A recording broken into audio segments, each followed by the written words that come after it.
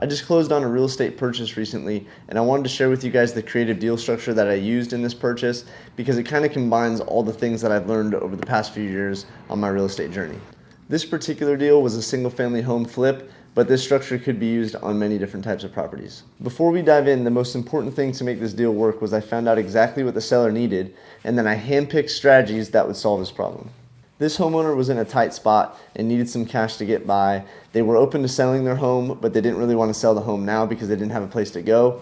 So that's where I offered him an option agreement. The $10,000 option consideration allowed the homeowner to stay in the house and also get his bills paid and get him through his hard time, and also allowed him some more time to plan for his move and figure out where he wanted to go before the house was actually purchased. And for me, the option agreement allowed me to lock in the purchase price today for $10,000 and realize all the loan pay down and future appreciation within the next 10 years that the house might have. There's no set time frame, but basically I can exercise it any time within the next 10 years. Now in this case, when it actually came to purchasing the property, the seller actually contacted me and asked me if I could exercise my option early because he wasn't able to get things together and was just financially in a hard place.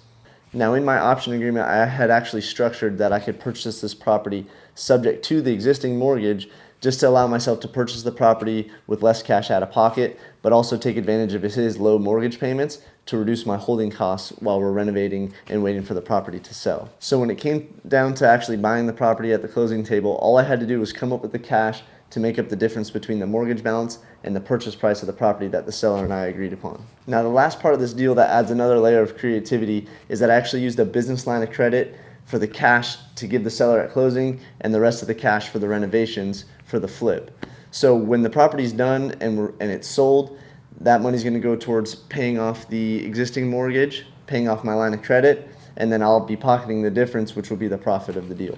I wanted to bring this deal to you guys because it really shows how you can bring a few different creative strategies all into one to make sure you get a deal done, and also just to have different options so you don't feel like you have to go to the bank every single time to buy a deal. It just really opens the doors for more opportunities. Now, obviously, all this adds a little bit more risk. It took me 3-4 years or so to gather the skills to be able to do this. Also, some mentors in my circle that kind of helped guide me through this particular transaction.